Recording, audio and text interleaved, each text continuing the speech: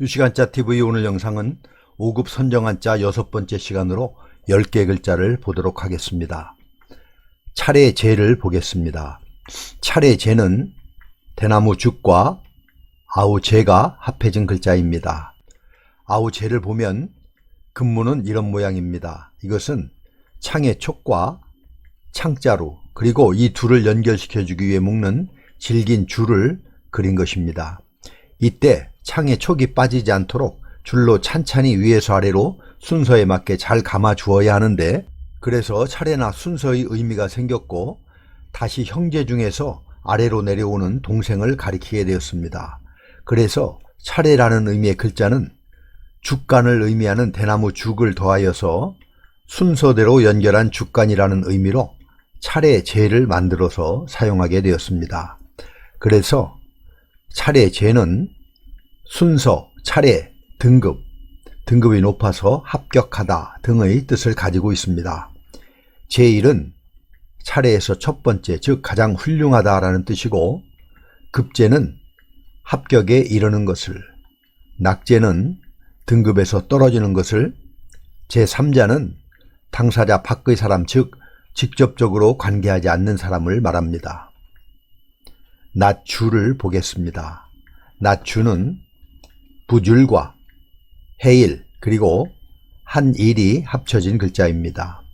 분율은 각골문과 소전의 모습은 이런 모습입니다. 손에 붓을 쥐고 있는 모습입니다. 붓의 아래쪽에는 붓의 털을 세 가닥으로 그렸습니다. 그래서 낮주는 붓으로 글을 쓸 수 있는 시간인 낮을 의미합니다. 글 서와 구분하기 위해서 글을 쓸 수 있는 종이를 나타내는 한일을 아래에 더하였습니다. 백주는 밝은 대낮을 말하고, 주간은 낮 동안이라는 뜻이고, 주경야독은 낮에는 농사를 짓고 밤에는 공부한다는 뜻으로 어렵게 공부하는 것을 말하며, 불철주야는 밤낮을 가리지 않고 일에 힘쓰는 것을 말합니다. 다 같이 한번 써보도록 하겠습니다.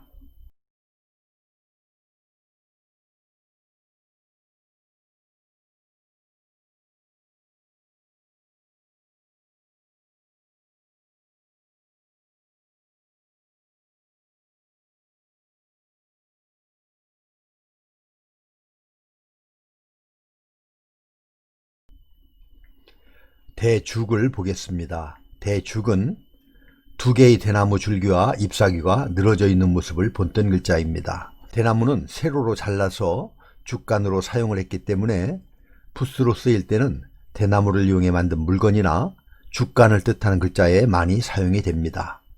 대나무나 죽간을 뜻하는 글자입니다. 파죽지세는 대나무를 쪼개는 기세라는 뜻으로 세력이 강하여 거침없이 물리치고 들어가는 기세이고, 중마고우는 대나무 말을 타고 놀던 옛 친구라는 뜻으로 어릴 때부터 가까이 지내며 자란 친구를 말합니다. 우후죽순은 비온 뒤에 솟는 죽순이라는 뜻으로 어떤 일이 일시에 많이 일어남을 뜻하고, 매난국죽은 매화, 난초, 국화, 대나무 즉 사군자를 말합니다. 창문창을 보겠습니다. 창문창은 구멍혈과 밝을 총이 합한 글자입니다. 구멍혈은 언덕에 동굴을 파고 무너지지 않도록 양쪽으로 받침목을 댄 모습으로 구멍의 의미의 글자입니다. 밝을 총은 창문을 그린 글자로 박다라는 뜻을 가지고 있으며, 단독으로는 거의 사용되지 않고 다른 글자와 만나 소리로 사용되는데 창 또는 총으로 발음이 되며 이렇게 사용이 되기도 합니다. 그래서 창문창은 벽에 구멍을 뚫어 밝은 빛이 들어오게 하는 것이 창이다 라는 의미로 창문의 의미입니다. 동창은 같은 창을 나온 사람으로 같은 학교를 나온 사람을 말합니다. 창호지는 창문에 바르는 종이를 말하며, 철창은 쇠로 창살을 만든 창문으로 감옥을 의미합니다. 같이 한번 써보도록 하겠습니다.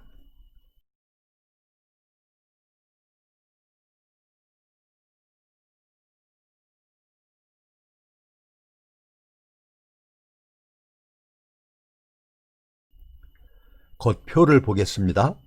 겉표의 소전은 이렇습니다. 옷을 뜻하는 옷의 중간에 털모가 들어가 있는 모습입니다. 겉표는 옷의와 털모가 합해진 글자로 옷에 털이 있는 모습으로 털옷을 뜻합니다. 털옷은 겉에 입는 옷이기 때문에 겉, 바깥, 나타내다, 표의 의미로 파생이 되었습니다. 표시는 겉으로 드러내 보이는 것을 말하며 표의 문자는 뜻을 나타내는 문자로 한자가 대표적이죠.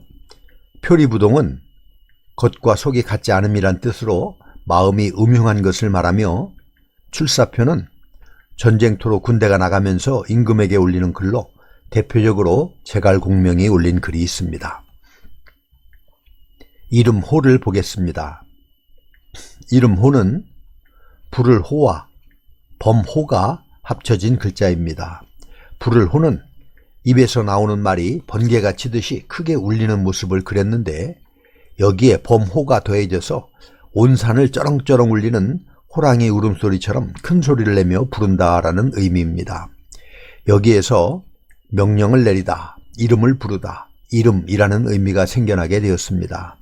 예전에는 이름을 소중히 여겨서 함부로 부르지 않았는데 부모나 스승이 자녀나 제자를 부를 때 외에는 이름을 부르는 것이 금기시되다시피 했기 때문에 본래의 이름 외에 호를 지어서 불렀습니다. 소월이나 모걸, 태백 등은 우리가 잘 알고 있는 시인의 호입니다. 이름, 번호, 명령, 차례 등의 뜻을 가지고 있습니다.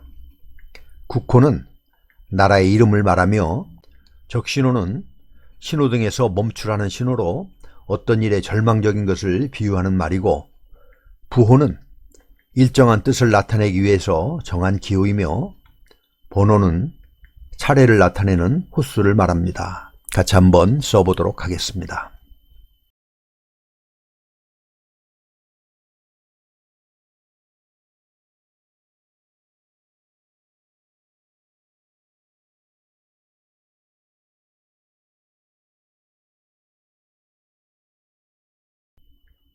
말씀화를 보겠습니다. 말씀화는 말씀언과 혀설이 합해진 글자로 혀로 말을 하다라는 의미로 말씀, 말하다, 이야기하다 등의 뜻을 가지고 있습니다. 화두는 이야기의 말머리라는 뜻이고 일화는 달아날 일로 아직 세상에 널리 알려지지 아니한 이야기를 말하며 구화는 농아가 남이 말하는 입술 모양을 보고 자기도 소리내어 말하는 것이고 설화는 말로 구전되는 이야기로 전설이나 신화 등을 의미합니다. 각각 각을 보겠습니다. 각각 각은 뒤쳐져 올 치와 입구가 결합된 글자입니다. 각골문을 보면 이런 모습인데 나가다라는 의미의 날출과 비슷합니다. 발의 방향만 다르죠. 날출이 발이 입구로부터 나가는 모습이라면 각각 각은 발이 입구로 들어오는 모습이죠. 그런데 각각 자기 집으로 가는 것을 표현해서 각각이라는 뜻을 갖게 되었습니다. 각각, 따로따로, 여러 등의 뜻을 가지고 있습니다. 각종은 여러 가지 종류를 말하며 각계는 사회의 각 방면을, 각자 도생은 사람이 제각기 살아갈 방법을 도모한다라는 뜻이고 각양각색은 각기 다 다르다는 의미입니다. 같이 한번 써보도록 하겠습니다.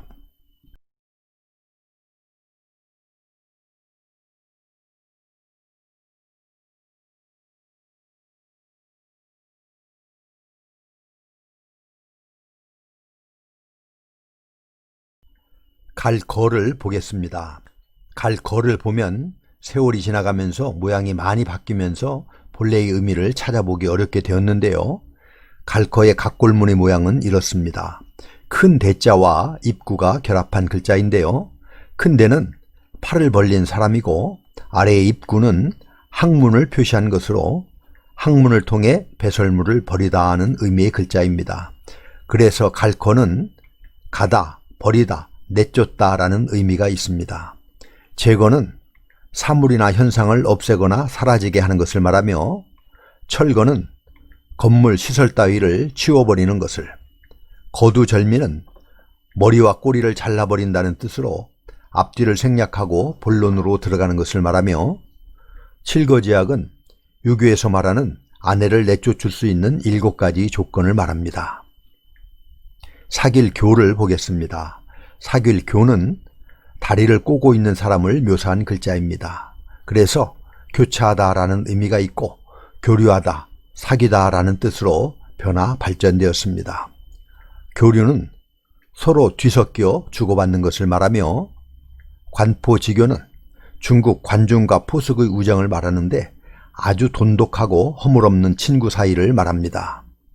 수어지교는 물과 물고기 사귐이라는 뜻으로 임금과 신하 또는 부부 사이처럼 매우 친밀한 관계를 말하며, 금난지교는 단단하기가 황금 같고 아름답기가 난추향기와 같은 사귐이라는 뜻으로 아무리 어려운 일이라도 헤쳐나갈 수 있는 깊은 우정을 말합니다. 이렇게 해서 5급 선정한자 6번째 시간으로 10개 글자를 살펴보았습니다. 다음 영상에서도 계속해서 5급 선정한자를 보도록 하겠습니다. 갈거와 사길교를 다 같이 한번 써보도록 하겠습니다. 감사합니다.